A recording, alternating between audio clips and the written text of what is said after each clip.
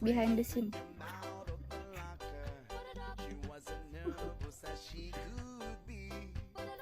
Sekian bareng. Aku dulu. Kepas. Ayo, assalamualaikum.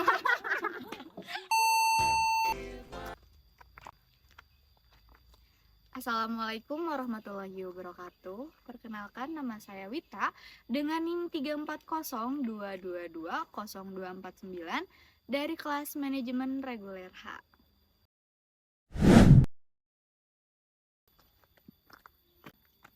Perkenalkan, nama saya Keke Asri Marseli dengan NIM 34022202448 dari kelas manajemen reguler H.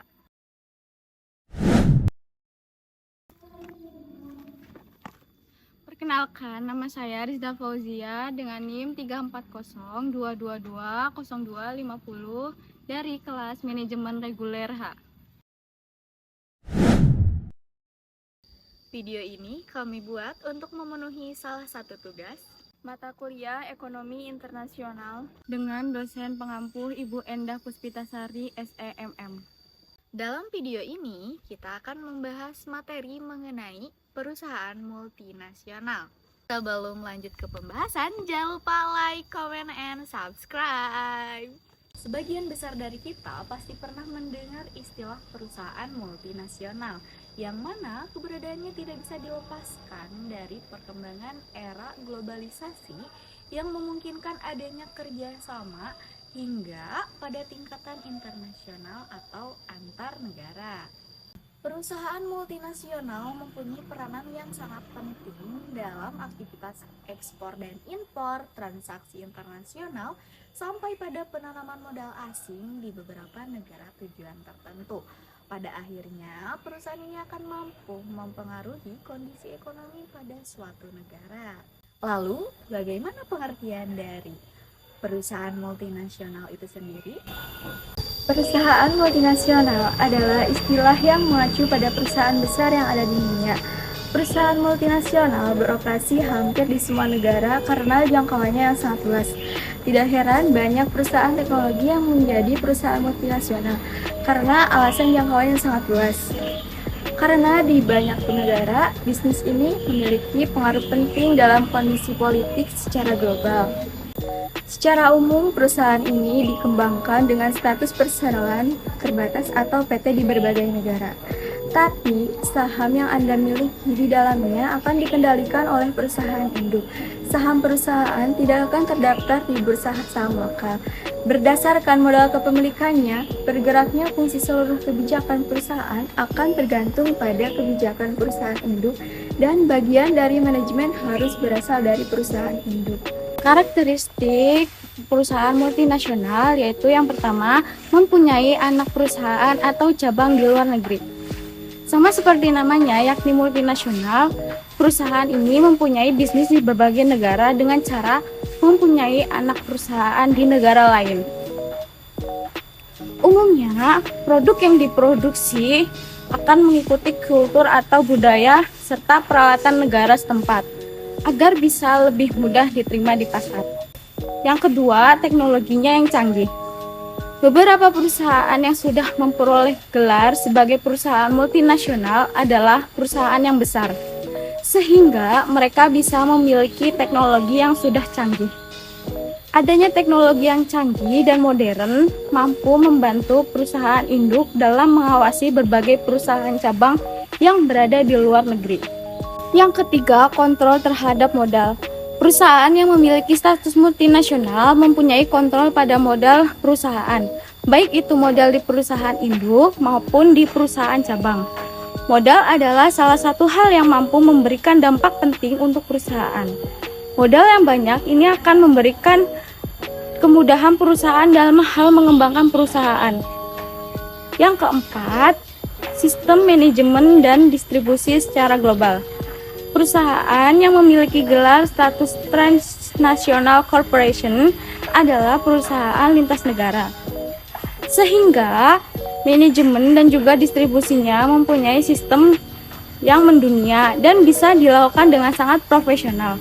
Selain itu, target distribusinya juga harus dilakukan di pasar global. Yang kelima, mempunyai visi dan misi yang mendunia. Mempunyai beberapa anak perusahaan di berbagai negara membuat perusahaan harus bisa mempunyai visi dan juga misi yang mendunia. Bahkan, cara yang dilakukan untuk bisa mencapai visi dan misi ini memiliki sifat global. Untuk itu, apa yang dilakukan oleh perusahaan bisa berpengaruh pada kondisi global. Yang keenam, Multinational Internationally Owned Enterprise atau MOE. Perusahaan ini akan lebih mengarah pada kepemilikan usaha dari satu induk perusahaan yang melakukan penyebarluasan berbagai cabang produksi atau perdagangan atau kegiatan usahanya di negara lain. Dan yang terakhir yaitu Multinational Financial Controlled Enterprise atau MCE. Fokus dari perusahaan ini adalah lebih dari permodalan atau dalam pembiayaan. Di dalam MOI dan MCI, kegiatan setiap perusahaan di dalamnya akan diawasi oleh lebih dari satu negara. Kelebihan perusahaan multinasional yang pertama, keuntungan adanya mata uang asing dengan adanya investasi dalam sektor ekspor. Yang kedua, mengurangi kegiatan persyaratan valuta asing untuk aktivitas impor di dalam sektor industri. Yang ketiga, memodernisasi setiap sektor ini. Yang keempat, mendukung pembangunan dalam negeri. Kemudian, mampu meningkatkan pendapatan masyarakat. Dan yang terakhir, mampu membantu memenuhi kebutuhan masyarakat dalam negeri. Selain kelebihan yang tadi disebutkan, perusahaan multinasional memiliki kekurangan yaitu bisa mematikan perusahaan lokal. Perusahaan multinasional pada suatu negara bisa membunuh perusahaan lokal yang tengah berkembang di negara terkait. Karena kekuatan dana yang besar ataupun modal perusahaan multinasional, mereka bisa memonopoli suatu sektor. Selanjutnya, ekspor keuntungan. Perusahaan multinasional bisa mengembalikan keuntungan pada pemilik modal yang berada di negara asal mereka. Untuk itu, keuntungan pada negara tuan rumah yang ditujukan sebagai tempat untuk marketing mereka cenderung sangat kecil. Dampak terhadap budaya dan nasional, kelemahan lain yang dimiliki oleh perusahaan multinasional adalah bahwa banyak perusahaan asing yang mampu merusak citra budaya dan sosial pada suatu tuan rumah, termasuk perusahaan yang mampu merubah gaya pakaian hingga makanan khas masyarakat di sekitarnya. Selanjutnya, dapat menyebabkan kerusakan lingkungan. Perusahaan multinasional yang ingin memproduksi secara efisien dan dengan biaya yang lebih rendah, mereka cukup sering melakukan hal ini dengan cara yang tidak menghargai lingkungan sekitarnya. Mereka seringkali membuang limbah tanpa melakukan proses terlebih dahulu. Dan yang terakhir, pekerja yang disediakan berketerampilan rendah.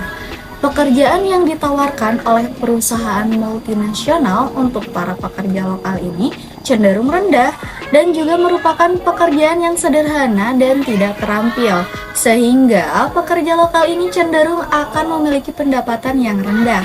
Sementara itu, karyawan asing dari luar negeri seringkali diberikan posisi pada tingkat yang lebih tinggi dan berkualitas. Salah satu contoh perusahaan multinasional di Indonesia yaitu Google. Google adalah mesin pencari yang sudah sangat terkenal di dunia. Google juga adalah perusahaan multinasional yang terdaftar di Amerika Serikat yang menawarkan layanan internet seperti komputasi web, mesin pencari, iklan, dan perangkat lunak yang digunakan dengan sukses di seluruh bagian di dunia, termasuk di dalamnya negara Indonesia. Tujuan utama perusahaan multinasional yang pertama, mendapatkan pangsa pasar yang baru dan luas. Yang kedua, mengurangi biaya produksi karena melakukan investasi di negara lain. Yang ketiga, memperoleh bahan baku yang bisa diproduksi dari negara lain. Yang keempat, mengurangi resiko produksi dan penjualan dengan beroperasi di negara lain. Yang kelima, meningkatkan keuntungan karena mengurangi biaya produksi dan pihak ketiga.